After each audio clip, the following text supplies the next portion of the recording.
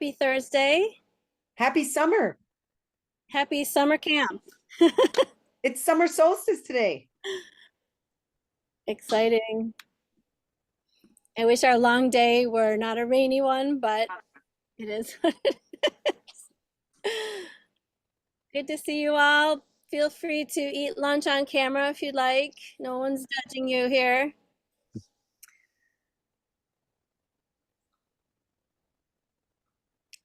We will give people a couple minutes to come in. So just making sure the technology is working. Hopefully you'll be coming in muted. And then at the end, we'll have question and answer time when you can unmute. But it just helps with the call if we don't have a lot of microphones in action.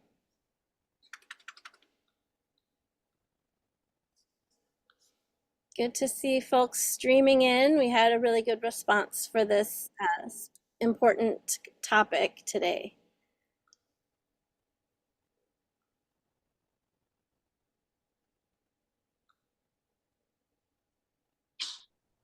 I love to see names that I recognize. Hopefully you're all seeing names that you recognize as well.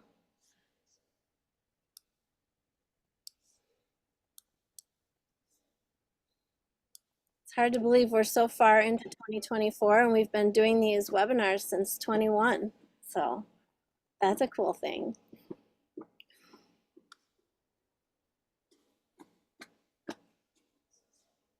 I was thinking of putting on some intro bumper music for us today. And the two ideas that I had in my head were like the birdland, prairie land birds, which is very subtle, or a song that's been on my mind lately called the mosquito song. I don't know if you're all having mosquito challenges, but for me, I live in the woods, so it makes it much harder to get stuff done. But it's worth it.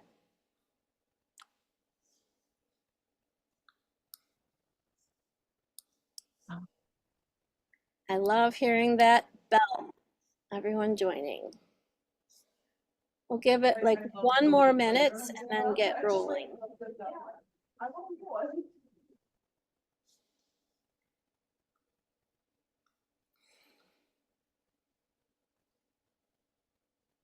While you're waiting, maybe you could share your name in the chat and where you're from. And how about what your favorite garden vegetable is this time of year?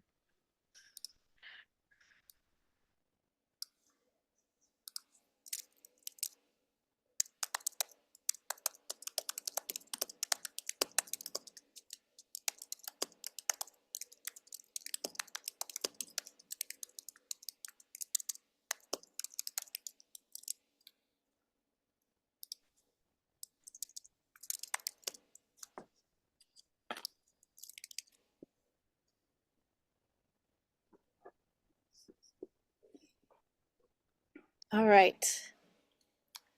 Well, we're at about 12:04. I would love to get going so we can stay on track and get all of these good bits of information from our wonderful speakers today.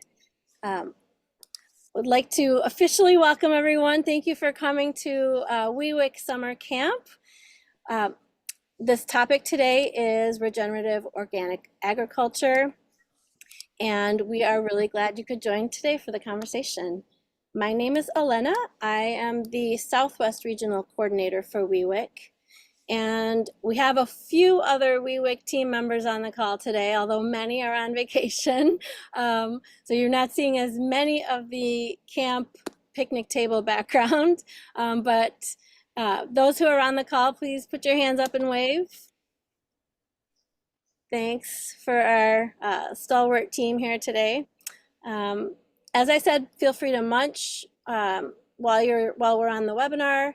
We have two great speakers, and we will be asking you to put questions in the chat, and we will make sure that those get addressed either during the call or afterwards. And we ask you all to be muted just so that we can hear everyone and have minimal distraction. And please do, if you're not sure where the chat function is, You should be able to see the button at the bottom of your screen to open that chat window.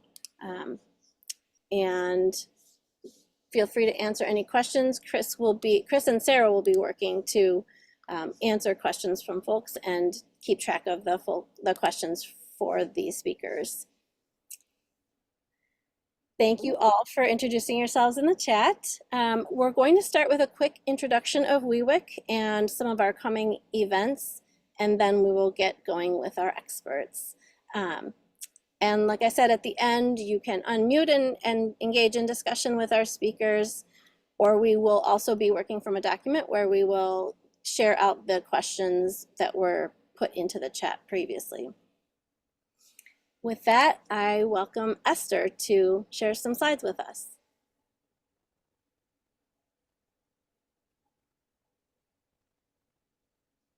Esther, you are muted. Oh, thank you, Sarah. Thanks, Elena. I just was like saying, good morning, everyone, and thank you for taking the time to be with us today. It's a wonderful topic, and we thank the two speakers out here today for sparing the time to be on the call and sharing their knowledge with us. I'm just going to start with a small presentation about the WeWiC program. I know most of you are coming to this program have come to this program a couple of times, or many times rather, but I also did see a few of them who are new joining in the chat. So welcome to them, and I just would like to show what we do and who we are.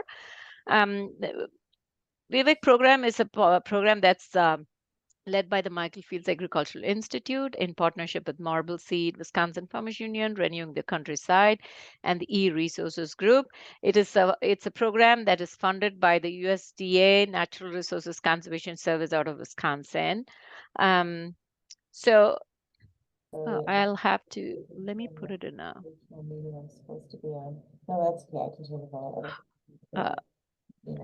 Just a minute, I'm just trying to put it on a. Okay. All right, so yes, yeah, you go ahead and get that. Moving towards the end. I don't think.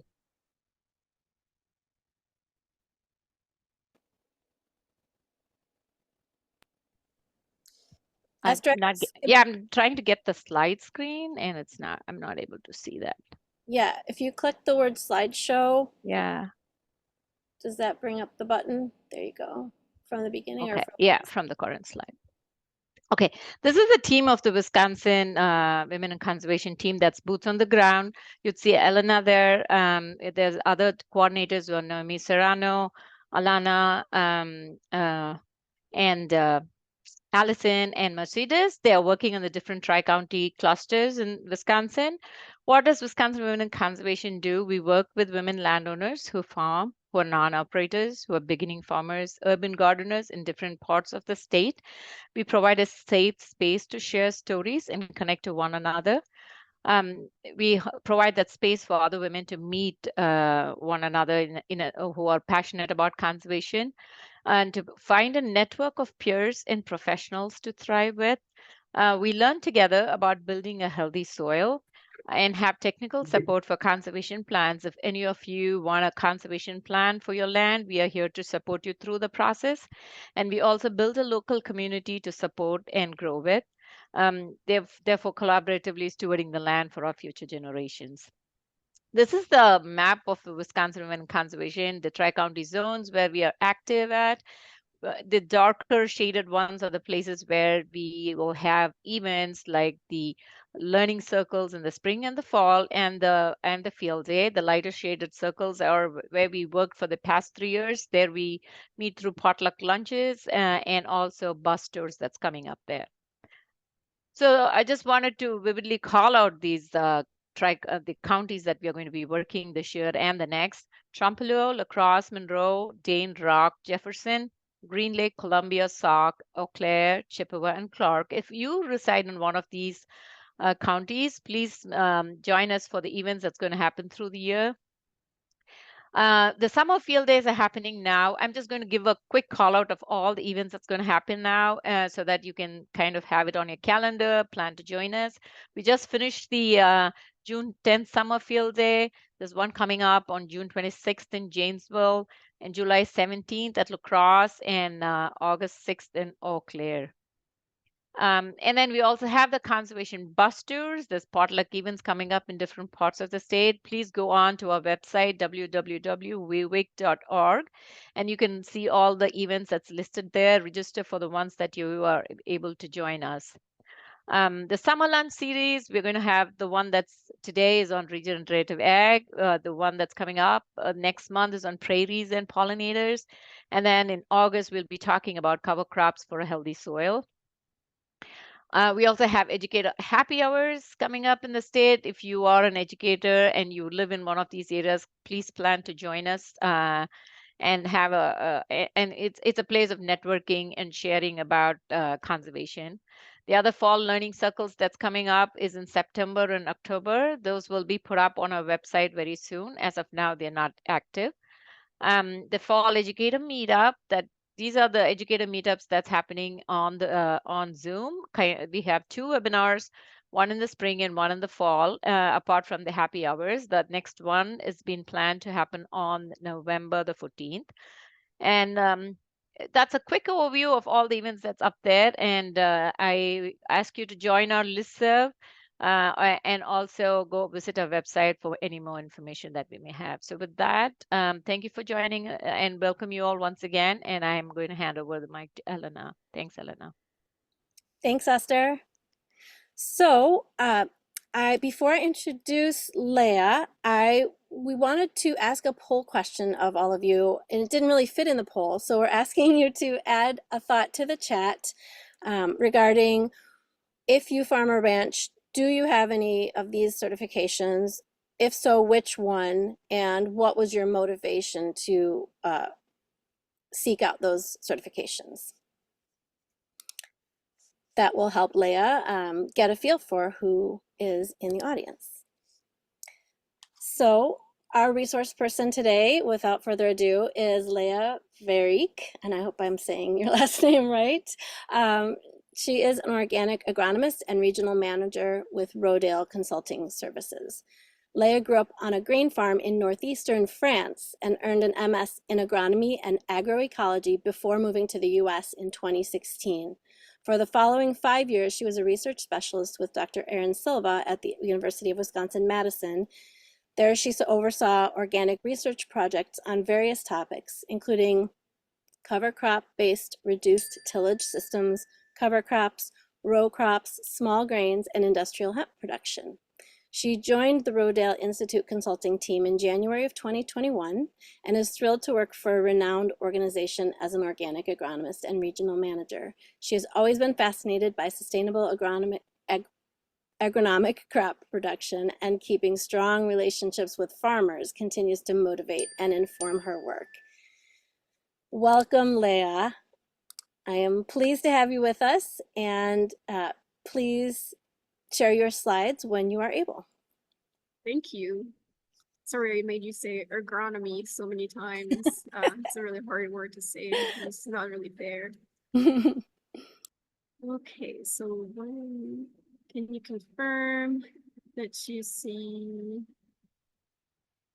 Looks good. We see You your. see the full slide now? There you go. Yep. Perfect. Okay, Great. awesome. Thank you so much. Thanks everybody for coming. I am calling you from the door of Rocky Mountain National Park that I will enter right after this call, so I'm pretty excited. The weather is beautiful here. Today I'm going to talk about navigating regenerative agriculture claims and labels and certifications with some of an emphasis on organic as well. I will try to keep it short and sweet, and I guess I want to say I usually talk mostly to mid to large scale grain farmers. So it seems like this is kind of a different audience, which is exciting, and hopefully what I say today still is useful to you and your operation. I wanted to start by introducing Rodale Institute and the core priorities of our organization. So if you're not familiar with Rodale, it's a 75-year-old organization that started in Kutztown, Pennsylvania. They have been conducting research on organic agriculture there in Pennsylvania for that amount of time. So research is one of the core pillar. We now have more research centers than the one in Pennsylvania. There is one in Iowa. I will talk a little bit about it after. The other thing that Rodale has been doing well for a long time is education. So there has been a lot of education to consumer, as well as gardeners and farmers. You might be familiar with The Organic Gardener, which was a Rodale Press magazine that was very popular. I would say maybe 30 years ago. I was not in this country, so I really haven't had it myself, but I hear about it quite a lot. And I am part of the latest branch of Rodale, which is the consulting services. And so our role is to help farmers transition to organic on a one-on-one relationship. So a little bit more about my team. And I'm calling you again from Colorado, which is where I now reside. I moved here from Wisconsin 2 years ago. I was in Wisconsin for 5 or 6 years prior to moving here. So my knowledge is still very centered on Midwestern agriculture. And our team is just ever growing. So when I joined the consulting team 3 years ago, it was 4 of us, and we are now about 20, I think, with consultants across the country. You can see each star here on the map is a consultant. So we have expanded to the West pretty quickly, which is really exciting. It makes us very diverse in our skill sets. So we have people who are very well versed in grain system like myself, but also a lot of people working in small scale vegetable production, as well as perennial systems, fruit production, for example. Yeah, so we work with the agronomy side of things, but we also help farmers with, what equipment to choose from, and well, how to navigate the certification process, which can be overwhelming for some. And just a last word about Rodale and the Midwest Organic Center, which has opened its door, I think, 3 to 4 years ago, and they're now conducting research on organic agriculture in Marion, Iowa. And there will be a field day there on July 9th. I'm excited I will be able to join it. So there will be some of us from the consulting team, and there will also be the full research team from Marion. So if you're available, you're in the area, I think it would be a great way to get familiar with Rodale's work. The research there's a vegetable research trial with comparing tilled and no-till practices in vegetable production, with some clover covers, some straw covers, a bunch of different things. And there's also a diversified grain cropping system trial, which has millet, amaranth, sunflower, buckwheat, probably a lot more different varieties of grain. So again, if you're available, then I would encourage you to join the field day. Enough about Rodale. So nowadays, there are a lot of different labels that claim regenerative in their label in one way or the other. So you can see some of them have it directly on the label: certified regenerative, regenerative verified, regenified, regenerative organic. Some of them don't have it on the label, but if you read the standards or the description of the standard, usually it includes the word regenerative. I think that kind of started to happen 5 to 6 years ago. Regenerative started to make a lot of noise. And as you can see, there are as many definitions of what regenerative is as there are regenerative labels. So I don't know if you've seen any of those. I would say on the shelves or at the farmer's market, you might have seen the Real Organic Project.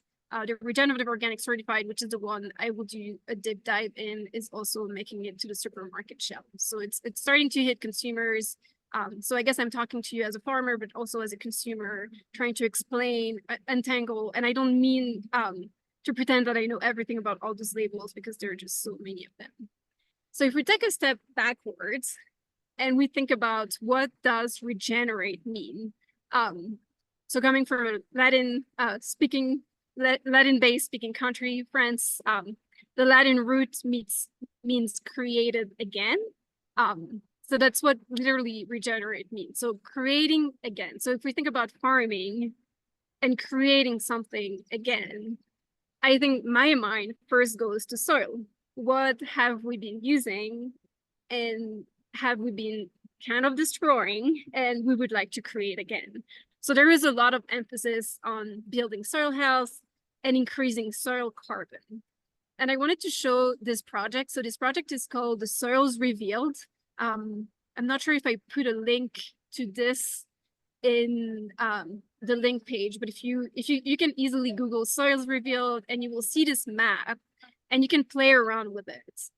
And so what this project is doing is that they're tracking soil carbon change, and they have predicted the potential amount of carbon that soils can hold across the country. And I think it also is across the world. So using that, they can see areas where action can make the biggest impact. But the other thing is you can see areas where it will be really, really, really hard to change and to create again, if we think about creating soil again. So to explain this map a little bit, if you play around with the website, there are a few things. You can play with. So if you look at the bottom right of my screen, you see soil organic carbon stock. So the colors that are going in the red means that we're losing carbon. Going in the blue, we're gaining carbon. And so this is predicting between 2018 to 2038, if we change the entire country to if we change all the cropland and all the grassland of the country to native vegetation, what would happen in 20 years between 2018 and 2038? So you can see along the Mississippi and in general, I guess in the eastern United States, if we put all the cropland, all the grassland back to native vegetation, we would gain a decent amount of carbon by doing that. If you go west of the Mississippi, it starts being a little less conclusive here, where we don't build as much carbon. It's going to be hard in those climates, those environments, those type of soils, and those type of native vegetation to recreate carbon. So I guess this is kind of to make the point that if we're trying to regenerate, recreate, we're not all in the same boat. No, not everybody has the potential to build as much. So that's kind of the issue was certifications that would be outcome-based, and creating an outcome-based certification that is fair to everyone seems almost impossible, because you would need to model how much can you possibly gain and then measure if you're actually getting there.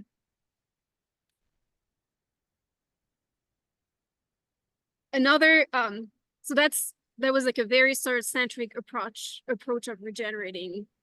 This I took from the Regenerative Agriculture Alliance. They do not have a label to my knowledge, but it's an organization that promotes regenerative systems, and their definition is a little broader, and they define regenerative agriculture as a value system that is rooted in ancestral wisdom. These values include humility, collectivism, resilience, innovation, and abundance. And I really like that definition of regenerative. It really encompasses everything. And I think it gives back credit to our ancestors, to the native populations of the United States who were farming in a very regenerative way.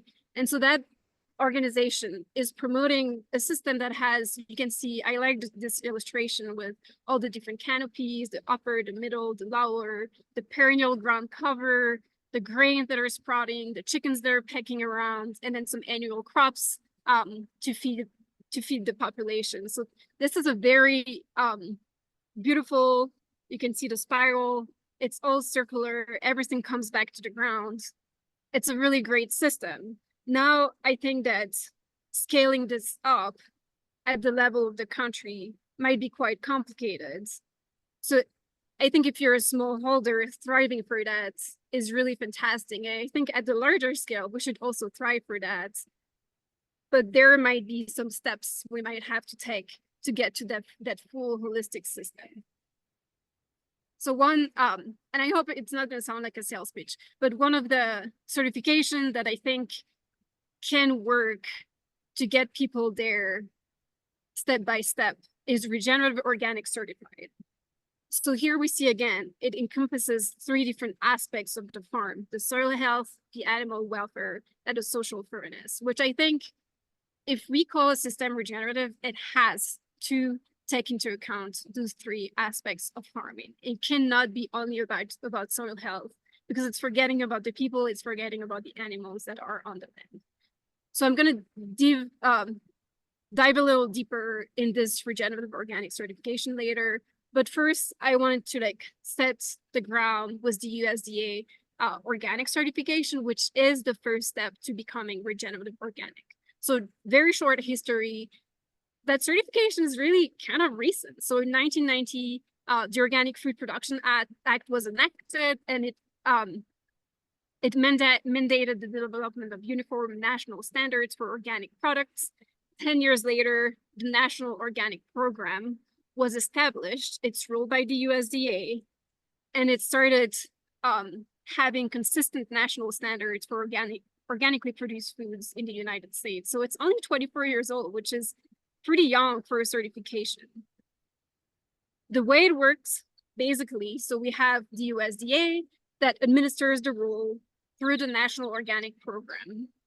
The National Organic Program accredits a very long list of certifying agents. You might have heard of them. There is MOSA, OFA, Oregon Tills, NICS. There are so many of them now, but they're all accredited by the National Organic Program to provide certificates to farmers on the ground. So those certifying bodies contract inspectors that go to farms and processors. They write a report, they send it back to the certifying body. So two people are involved here. There's an inspector that just writes a report. This is what I saw. They send it back to the certifying body, and then there is a reviewer that reads the report and says, okay, so objectively, this farm is doing all the things they need to do to be certified organic. In that case, the farmer receives a certificate of organic, and they can sell their product with the organic seal, which is on that slide. So that's roughly how it works and how old it is. Now, a big question, and I think a big debate was now that regenerative is becoming a buzzword, if I can say that. The big question is USDA organic regenerative? I think I would argue that it is. It is a really strong baseline for a regenerative system. So there is a publication, I put a link in the link spreadsheet that's called Organic Practices and Climate Smart Agriculture, How Organic Mitigates Climate Change. So it's a nice resource prepared by the National Organic Program that kind of takes all the climate smart points and links them to the organic regulations. So something nice to read if you want to judge by yourself if you think organic is regenerative. Yeah, so climate smart agriculture, I'm throwing it in the mix here. I kind of want to put regenerative and climate smart together. People use those words differently. They mean everything means different things for different people. Regenerative does, climate smart does. But if we go back to the soil part of it, in the organic standard, it is stated that an organic farm needs to maintain or improve soil quality. They need to use natural soil amendments such as manure and compost, so there is no synthetic nitrogen. They need to use crop rotation and cover crops. This covers the soil health principle pretty well. It's not super well defined, and I will get back to that in a couple slides. So this is exactly how it's stated in the National Organic Program. There is no details on how you have to get to those 3 points here. Speaking of synthetic nitrogen fertilizer, there is this great quote from Dr. Bronner, who was part of David Bronner, who was part of creating the regenerative organic certification. And it was pretty powerful to me. So many supposedly regenerative farmers still rely on synthetic nitrogen in significant parts. So all the labels that I showed you earlier, a lot of them do not prohibit the use of mineral fertilizer. And we know that synthetic nitrogen is the single greatest greenhouse gas contributor to climate change in conventional agriculture. So that's kind of a big problem here if we are looking at those different labels and seeing the ones that are still using those products. And it goes further as to say, if we only focus on soil carbon on a given farm, without taking into account the total greenhouse gas footprint and the impact of off-farm fertility and feed inputs, that creates a regenerative illusion that if it was practiced at a global scale would do little to nothing to shift the disaster of our current industrial agriculture on the planet. That's pretty powerful, kind of depressing, but I think it kind of sorts all the regenerative labels from one another, in my mind at least. So back to our organic label, I think there is also a link to this study. I really appreciated the study by the Organic Trade Association. And so they looked at organic hotspots across the country, and they looked at how they benefit the local economy. Because as I was showing the 3 pillars of regenerative organic, there is the soil health, the social fairness, and the animal welfare. So we need to think about the people as well as the land. And so what they found in looking at those 225 counties in the United States that have the most organic, they found that organic creates job and economic growth. It boosts household income and reduces poverty levels. So having more organic farms in the community has those fantastic, it's not in the rules that it has to be like that, but it has those fantastic side effects.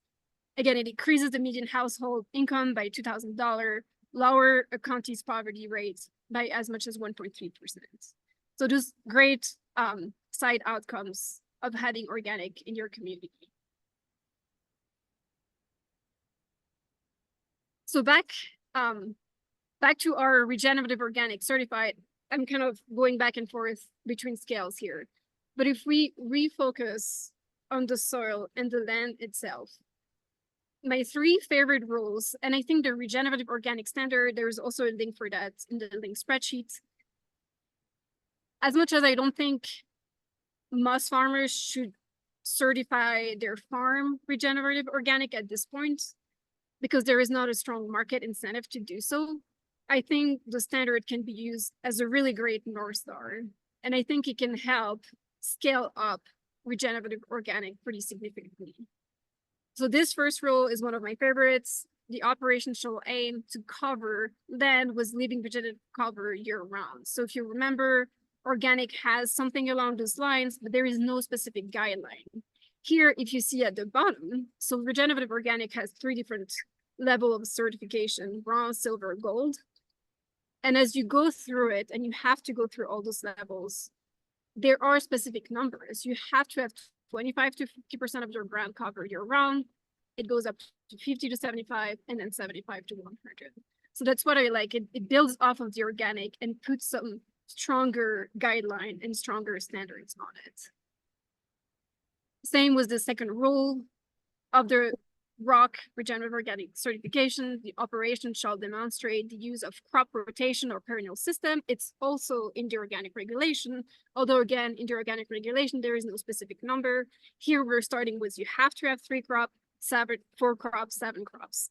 If you have a vegetable operation, you're probably laughing because 3 crops is very minimal, but if we're thinking about the majority of the land that is farmed mostly with just corn and soybean, or just wheat, going from 3 to 4 to 7 is a huge change across the entire landscape. And the last rule that again, I really like is the minimal soil disturbance. Organic is often pointed as being very tillage intensive, which to be fair, it kind of is. But the alternative is to spray chemicals across the country, which I am not okay with. And I really like that again, in the organic regulation, there is no specifics to reach that minimal soil disturbance. Here, they force the growers to document every tillage action and justify it. And I think it's not exactly limiting, but the fact of having to sit down and think about what did I do? And did I really need to do that?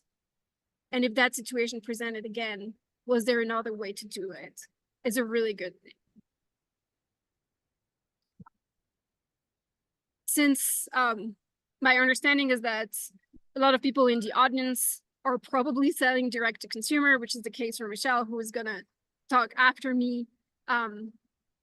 Does labels matter if I sell direct to consumer? I think it's a good question. It's a very fair question, and I'm not sure the answer is yes. I think what they can offer you, and I'm speaking of the organic label, I think the regenerative organic label is way too young. It's 5 years old probably, to be of value. Consumers are not familiar with it. But the organic label, is pretty known to most now. So I think the advantages of having the organic seal on your products is to display your values. As a direct-to-consumer marketer, you probably talk to your consumers a lot, but sometimes you may not have time to do that. So I think having the label really displays what you value. It fact-checks the claims that you make. It can help build trust, differentiate yourself. And I think it's in general really good business hygiene. So one of the parts of being organic or being certified in any case is that you're going to have to keep track of everything you're doing on your farm, which can be a burden. But I think it's really, really good business hygiene, because if you keep track of all the things you do, then you have a track record of knowing I did this and it worked, I did this and it didn't work. And then you can improve yourself a lot faster if you could keep good track of it. I know farmers don't want to be in the office. That's not where they love to be, but I still think it's really valuable for you to do that for your own operation, regardless of certification. Leah, could we wrap really quickly? Yep, conclusion here. Right? Yeah. Okay. So conclusion, there are a high number of labels with regenerative claims. I believe USDA organic is a strong foundation for a regenerative system. A fair outcome-based certification is complicated. As I talked about the carbon points, each farm is so unique that it's really hard to make it adaptable. The soil health principles still very strongly apply. They're really old and they're still really true. I think the regenerative organic standard is a great North Star. I would not recommend getting certified, especially if you're doing direct to consumer. And finally, the benefits of certification depend on marketing strategy. Sorry, I didn't see the spotlight change, so hopefully I didn't go too far over time. That's a fantastic amount of information on a very complicated topic. So thank you. I Thank you. appreciated your perspectives on that. Great. And a reminder to everyone, if you have questions as you're thinking through that, please put them in the chat. We'll get back to those later. Now I'm happy to introduce Michelle Cannon. Her journey is an interesting and impressive one. She was raised without any exposure to farming or gardening, with the exception of one of her uncles who always had tomato plants under lights in his house and raspberries in his yard. I think that counts.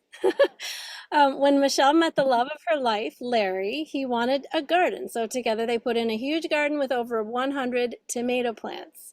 She quickly learned that she hated canning, but fell in love with gardening. In 2001, she and her husband moved to their self-built dream forever home that came with 11 acres of wetlands, woods, and conventional farmland. When building their home, they experimented with the land. Michelle gardened, Larry farmed, but they had different strategies. Michelle started market gardening in 2008, took over managing their land, and in 2010 quit her job to farm her way. Restoring the land to healthy, vital soil is what she had aimed for, and she uses many different tools to accomplish that. Thyme, contour tillage, cover crops, organic matter, berms and swales, buffer strips, soil testing, and minerals. Most recently, food-grade grains are helping make some income off of the last soils to be ready for vegetables. Michelle shared that it has amazed me how little needed to be done and how fast it could change. The earth wants to heal itself and does as soon as we stop damaging it. I'll be forever grateful for this opportunity to steward this small piece of the world back to its glory, back to its future. Excellent words, Michelle. Welcome. Thank you. I actually get very emotional just hearing it, seriously. Yes, hearing Yeah. your story back to you. It's that whole end part. I'm like, this is what I started with. So I'm Michelle. I'm assuming I'm starting now. Yes, please go ahead and put your slide. Yeah, you can put my first slide up. That's awesome. Okay, just give me a second. You can start and I'll be there in a second. So Morgan, I started this farm, and there was just a little bit of change in the bio. Larry wasn't farming it. It was conventionally farmed by the same guy who owned it before we did. He conventionally farmed it. And I just let him do that until I could take it over myself. So then we took it over and we moved it right away from conventional to organic. That's me on the ground, and that's Morgan. Morgan works with me. I hired her 4 years ago, and she is my right-hand man, and I couldn't do it without her right now. So the older I get, the more we do together.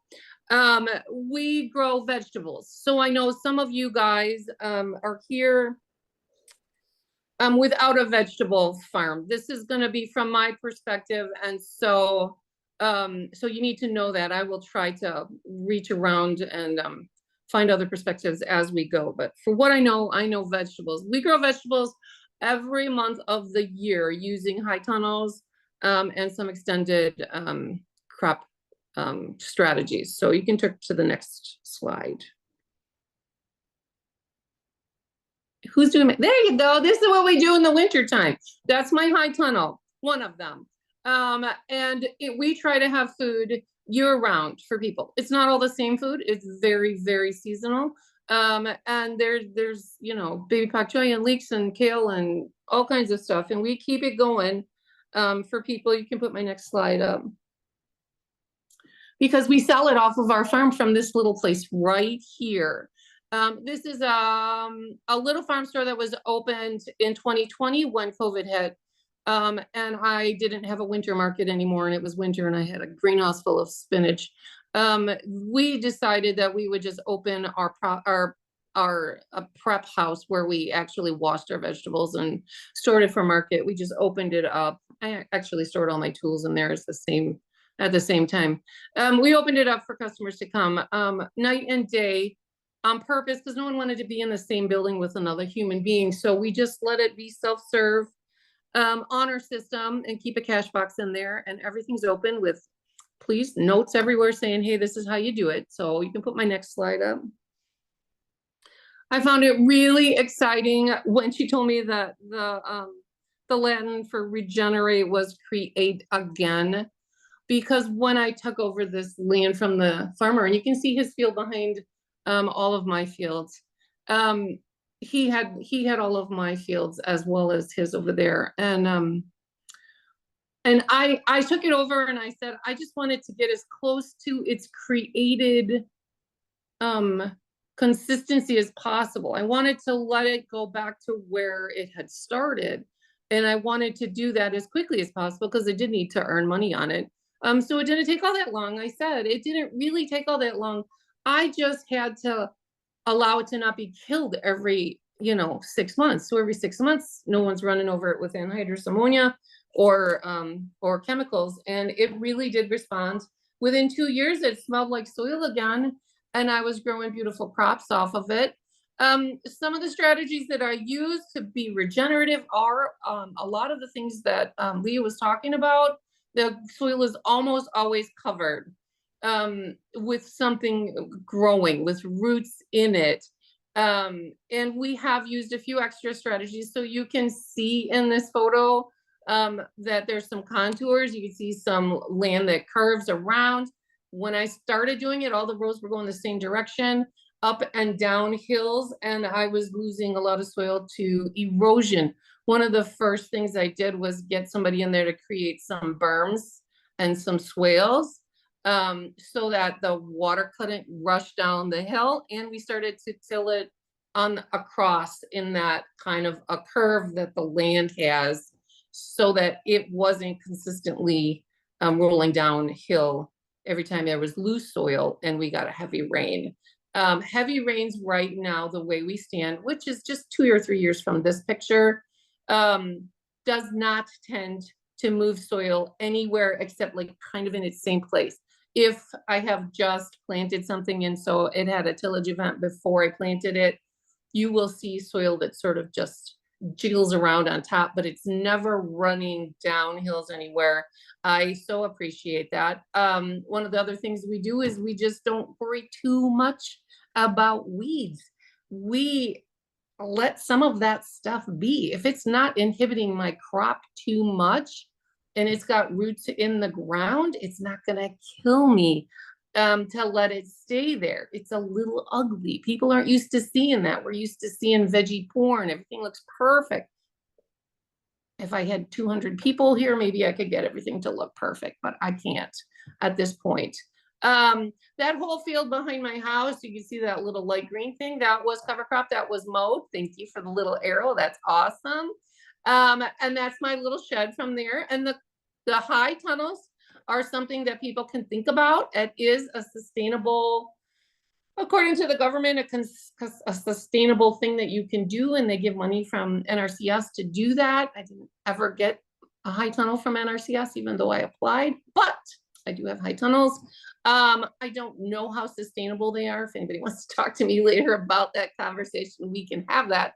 But I think they do get me producing 12 months of the year food for people. And for that, I'm grateful. So I have income 12 months a year. I am able to employ Morgan 12 months a year.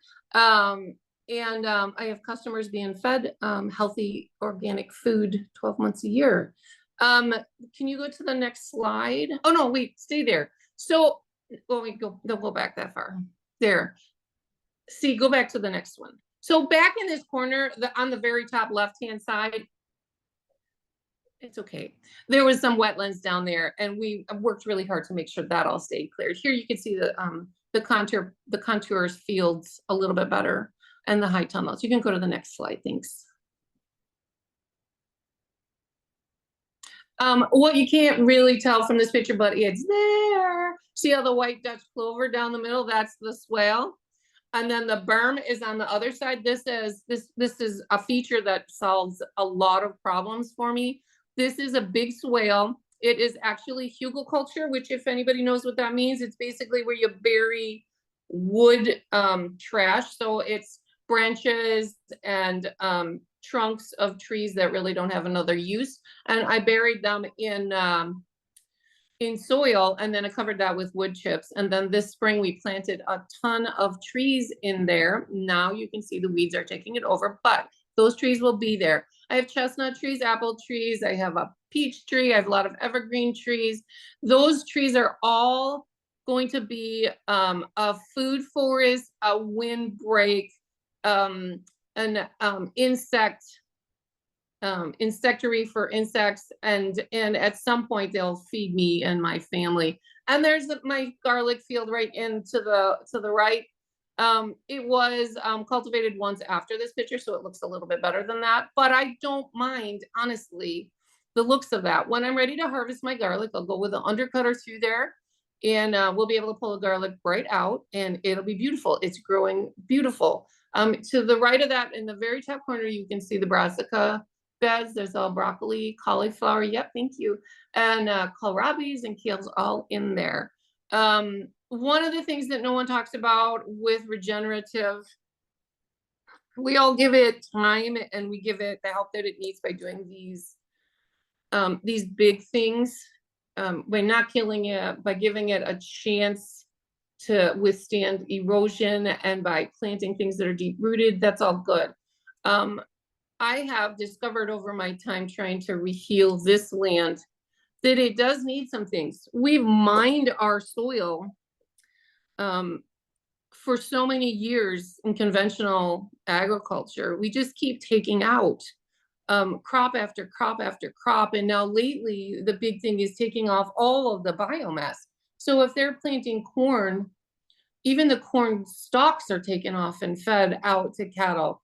There's no biomass hardly at all going back in. And all the field gets that's behind me is anhydrous and occasional phosphorus spray in the fall and seed. And it's expected to grow a nutritious food. It's a shortcut that I don't believe, in my opinion, can produce a nutritious crop. And that's my aim, is to restore again, allow creation, the soil here to go back to where it was created. And along with that comes the nutrition in the food. So we have gone an extra level in fertilizing here. And we do a consistent across the board fertilization that I have kind of weaned down to fit my view of things. I don't want any GMOs on my ground anymore, so I don't get the conventional, it's not even conventional, it's organic. I don't get chicken manures anymore, because where they come from is chickens that were fed in a confined situation with GMO feeds. and then they gather the manure, and organic says it's okay to put on organic ground. And I'm not subscribing to that. So we put down for nitrogen on our fields because vegetables or in organic situations need a little bit of help. So we put a little soybean meal down that's organic. So it comes from organic soybeans. We put down gypsum, which helps you could see my clay soil. It helps my soil aggregate a little bit better. And it helps my calcium and magnesium ratios come back together. We put down kelp. Yep, there we go. We put down kelp meal and azomite, which are both full spectrum whole foods for the soil that contain a lot of different minerals, sea salt and sea kelp that all contains seawater, the large 99 different minerals, and we give them that. And we saw a lot of improvement when we started doing that regime. I have since added another product which helps me get my manganese into my plants and my copper and my zinc. Again, regular agriculture, which my ground was exposed to regular agriculture for the majority of its life, takes so much out, and we fail to put it back in a reasonable way. And so in a way that I can afford and that I watch very closely with soil tests, I add back and add back and add back on a continual basis as each crop comes out of the ground. You can turn my next slide. That's one of the high tunnels. Again, this is a recycled one. You can turn to the next slide. And this is how we till. So as far as vegetables go, I do need to keep them somewhat available to the sunshine. So weeds have to be taken care of. We do use this little cultivating tractor to cultivate between rows with both finger weeders and basket weeders and some regular beach shovels, just to keep their exposure to sun so they're not dying. And I can get a crop. And that's what this does. This is a minimal tillage, just down as light over the top of the ground as I could possibly do it to cut off weeds while they're still small, so that my crop has the best chance of growing as is possible. This is mine for 3 years now. I love this little machine. And it helps me do what I want to do without sacrificing how I believe I need to take care of my soils. So that's me. I am hopeful that it answered some of your questions. Awesome. Thanks so much, Michelle. Okay. Sorry, just reorienting myself here. I'm not seeing a ton of questions in the chat, but Chris, I assume that you have been gathering them. I know we had a couple from before for Lea. Let's see. Yeah, I can read them out if you want. That would be fantastic. So yeah. I'm not sure that we had anything in particular for Lea. I think these had to do with kind of general WEWIC and certification questions. So do we want to take a minute and see if anybody, I see that Carol asks what cover crops are used. I think that is directed toward Michelle. Mm-hmm. Can I answer? Yeah. Okay, we use a ton of different cover crops, believing in diversity. And so we had oats. I would have talked a little bit about that because what you see in my garlic is mostly oats that overwintered. So oats and peas usually in the wintertime, a lot of times because I have to get in there pretty early. I also use soybeans, organic soybeans and oats together. Any potato ground, I put that in because the soybeans actually help potatoes resist scab. I do buckwheat a lot in the summertime, and I try to mix them as much as I can. If I know I'm not going to use a field, then we do summer covers. So the buckwheats with the little clover under them, and oats all the time. That's kind of where we are. I do a lot of clovers underneath things. Like I have I have an heirloom corn crop out right now, and as soon as they're up big enough so I'm not going to be able to cultivate anymore, I will underseed that by hand with a clover, probably a white Dutch or a red clover. We'll underseed that for the rest so that can be there for the winter. In spring we'll take care of that and plant something else. A lot of different ones. but in general, they're pretty easy, normal crops to grow. I do rye on occasion if I don't need to be in there right away. Awesome. Thanks, Michelle. And while we're doing some of these questions, if some of you are able to turn on your cameras, Chris likes to capture a little snapshot of who's in the meeting. So if you're comfortable doing that, that would be great. And it usually takes a minute or so for people to get that pulled together. Michelle, I wanted to ask, related to Catherine's question in the chat, if you wanted to talk a little bit about human scale with grains. You've talked about grain, but yeah. Thanks, So Catherine. I am human scale with my grains. Literally, I do not have a combine. I do not have a seeder. Well, I have a seeder, but it's a vegetable seeder, you know, so it seeds beets. But it will also seed corn. I seeded my corn with my little seeder. So like a jang, it's a jang. It would be a push, but it's on my tractor. Human scale, literally, I think I got my first corn crop back from Christine from Grit 2 days ago, and it's Jimmy Red corn. It's an heirloom, and I planted it out in a different field last year. And I literally had about 20 plants that escaped being eaten by birds and chipmunks and all that. And I let them grow. Oh, they got really tall. I was like, super. And I had almost 20 pounds of corn, polenta and corn flour from that. And then we harvested them by hand, and we took them off that cob by hand. And it's what's going to happen with these. I grow dry beans. It's hand scale. I put them in with my seeder, which would be a jang. I put 3 rows because of my tractor width and stuff, but we put it all in. And then we harvest that by hand. So we will pull the plant out when those are dry. We'll take them off of the plant and put them in a burlap sack.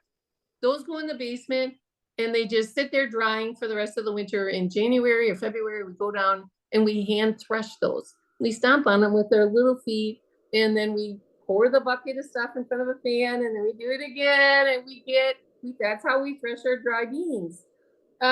We hope to have a lot of dry beans this year. If I can keep the weeds out of them, it'll be really good. We do also have split peas planted this year. Those will get combined at the end of the season if there's any there. And that's a big new thing for me. So we do some grains. We do it on a human scale, and you can get a lot, especially if you're a family and you just want to put a row or 2 of dry beans in. They're divine. They're so much better than anything you can get in the grocery store. Thanks so much. Scale. Yes. Yeah, thanks so much, Michelle. Okay, Chris, do you want to get the photo? Tell us when. 1, 2, 3. Oh, a couple more people are coming on. Oh, yeah, we got a full screen. Oh, more still. Keep coming, keep coming, keep coming. I want the whole thing full. All right. Well, thank you all for playing along. 1, 2. Oh yeah, fix the hair. Fluff it up. Okay. 1, 2, 3.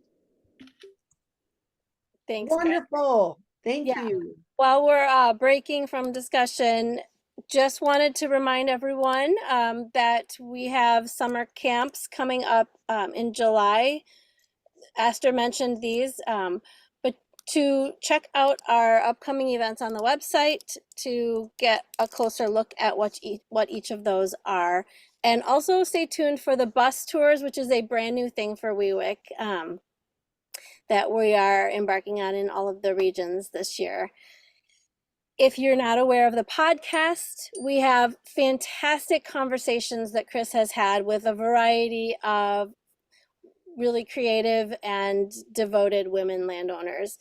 So please check that out on our website. And I will put that link in the chat. So we had a couple questions about regions, like would we be having events in Sheboygan County? I think that is a question that if you're interested in knowing how we happen to be working in some places or others, maybe Esther can take that, or I'm not sure who wants to answer that. Yeah. And then, Also, I just want to call out that it's 1 o'clock. So if you need to Yeah. leave, please feel free to. We will stay on to continue having a discussion if you have more questions. Go ahead, Chris, sorry. Oh, no, that's basically what I was going to say. Okay. Yes, I can answer that question. We, because of administrative reasons, have chosen like a tri-county cluster, and then we work with the particular geographical region. However, if you are interested in a conservation plan and one of our coordinators know the NRC's professionals there, we can get that going. Otherwise, as of now, we're kind of limited to these 10 tri-county clusters. Someone who lives pretty close to these clusters can get a extended overarching hand help, but otherwise we'll have to wait for the next iteration of the project to move to newer areas. Thanks, Esther. Great. Again, thank you all for coming. Thank you to our presenters for the wonderful content, and we're happy to stay on. Lea, I don't know how much more you can stay on, but I think we have one question for you. Okay, yeah, I have a minute. Yeah. Okay. So we have, the question is, in the face of huge ethanol subsidies for raising corn, is there any way to encourage farmers to move towards crop rotations and regenerative ag, especially in the karst region of Western Wisconsin? Yeah, that's a tough one for the end. I mean, I do acknowledge that those subsidies for raising conventional corn for ethanol are a huge discouragement for larger scale farmers to go organic. So to how to encourage them, it's kind of like the nature of my job, but not really. Like I'm not in the business of convincing people. So we usually work with people who are already interested in organic, or, you know, a little bit interested in cover cropping and crop rotation. I think it has to come from the farmers. Like you can't just go to a farmer and tell them how to run their farm. That's just never gonna work, obviously.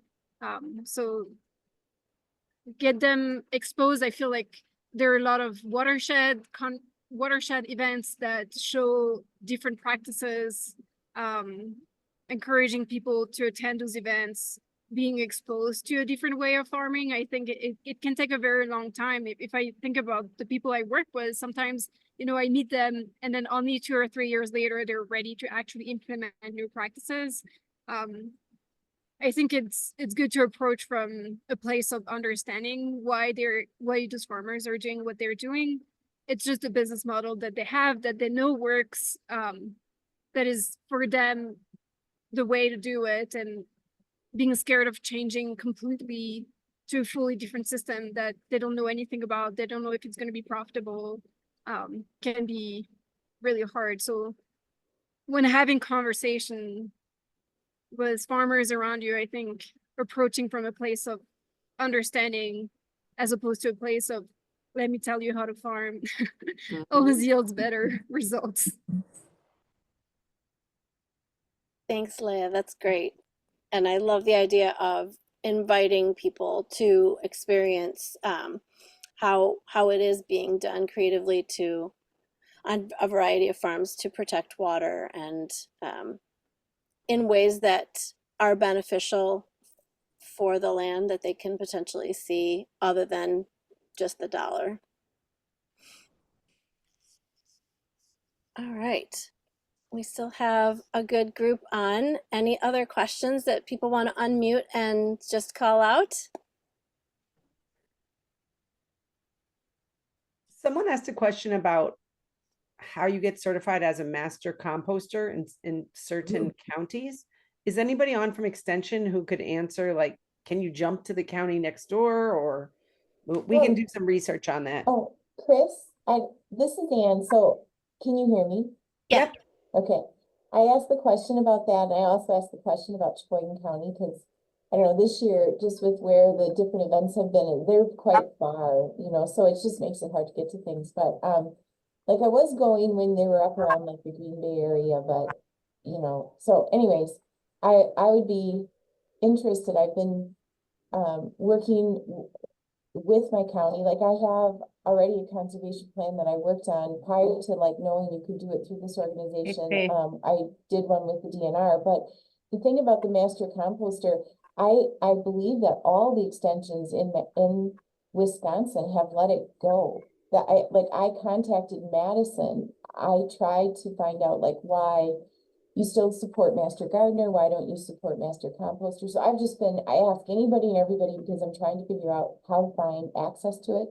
I know now there is like a Master Naturalist. And the reason why I ask those questions is because sometimes working with extensions makes it available to people. And it sets you up to do those practices on your farm that then can lead to things like organic certifications, because sometimes you just need these knowledge bases to move in that direction, you know? So anyways, that's why I asked, because I've been really trying to work hard at figuring out how, so I don't believe there's any counties in Wisconsin. And it used to be a thing. That's really interesting, Anne. Yeah. I do know that part of some of the new NRCS initiatives that are available to like smaller farmers and urban farmers, they involve some, I think there are some composting cost share opportunities. So it might be worth jumping over to the USDA office. You know, and I did just get an equip. I think that's how Okay. you call it. Like I just an Yep. equip grant. So I can ask my NRCS officer because like I've been, you know, working with them. But just the organic piece, working with the NRCS and trying to be organic, that's an interesting Yes, struggle. you're on the other side of the state, but we have a conservation plan writer and conservation coach named Harriet Bihar, who has been working with NRCS and has been certified organic for decades and has had to navigate a lot of those very issues around eradicating invasives and starting prairies. She did not use chemicals to terminate what was there prior to installing a prairie. So there are people on your wavelength involved. Yeah. She's a giant proponent of cover crops, and I think the important thing she always tries to communicate is NRCS is focused on a pathway that will yield success. So making good use of the dollars that they're offering. So if you can get to that success in another route that is organic, they will support that. So Harriet has pushed back, and I can connect you to her if you would like to. Yeah, I would, well, because I also would be interested in finding out a conservation plan for my farm, like how it would be different with the lens that you all bring versus where I started, you know, with the DNR, just because I think it would be helpful. I'm always looking to learn. I also am the one who brought up about Sheboygan County because I'm working on a pollinator project with our county that I received some grant dollars for, and I now have this equip grant, and just dealing with large acreage of ash that went down, and so, you know, the whole idea of like, how to keep out invasives and do some of these sustainable practices, and I'm very interested in a regenerative certification eventually for my farm, so, this was very helpful today, but you just meet so many people through this connection, and not having things in your area make it just even harder to connect with other people that are of like mindsets for you. So, I don't know, I was just willing to host something at least someday. Like I know you plan out ahead, right? You're not. Yes. Yeah. So Yes, that's well, why we're taking notes, taking Okay. names. So that Exactly. because we do hope to keep working in new regions. So it is good to know where interest is and where potential conservation coaches are. You would be a great candidate. I do want you to know that we are hosting potlucks in that region where we were working last year. So keep your eyes out for those. So the region that's closer to you, that would have been, I think we were up in Shawano and Outagamie. I mean, is that pretty close to yeah, you? that would be Green Bay. Like those are our drives. Yeah. Yeah. Yeah, and you have an event coming up. Is it Misty Dawn Farm? You're going? Yeah, at Jamesville. So last fall, I was just having one of those weeks where I needed some inspiration, and I was just at a point where I was like, okay, I need to do something. So I took a day off of work, took a vacation day, and I drove because somebody else hosted. It wasn't this organization. It was either maybe the extension office or something. Somebody hosted there. So I met her and I went there and I spent, after the event was over, I stayed for like, I don't know, an hour, just helping her clean up and listening and talking. And that is, I'm so excited for people because that she's a very inspirational person. So.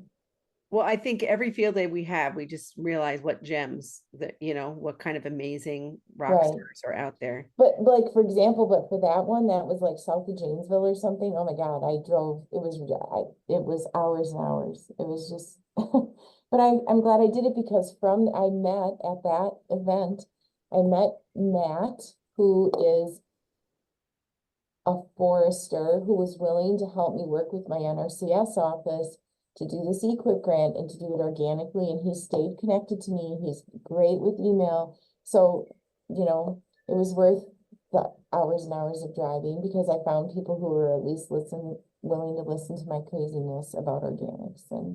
And I think something that we are learning is that the NRCS will, if there are people that you are working with, they can travel across, they can work across the boundary lines. So that is good news. But thank you so much for all this great encouragement. Yeah. Yeah, so anytime you're looking at, I don't know, coming closer this way, I'd be willing. And I think there are people here that would because I sometimes find them when I do travel to an event, yeah. Okay, Excellent. thank you. Thank you. Great. Well, Lea did have to drop off. We still have Michelle. Are there any last questions? Michelle, I'm still thinking about that carrot slide. That was beautiful. Yeah, really pretty. So that's why there's a carrot on my logo. It's one of my favorite things to do. Really Yeah, awesome. Michelle, you were an inspiration. Thank you very much. Thank you. I appreciate that. Awesome. Well, thank you so much. It's good to see you, Stacia. I'm gonna see you tomorrow at You Joyce. can have the potluck at Michelle's. That works out for me. Awesome. Okay, well, thank you, everyone. Michelle already hosted a potluck this I spring. did have another one. It's okay. That's okay. I wasn't there. I'm always offering to host in Malawi. I'm already signed up for that potluck right there. All right. Middle of winter, I'll invite you. Bye, everyone. See you tomorrow. Bye. Thank you so much, Michelle. Thank you, Ellen and Michelle.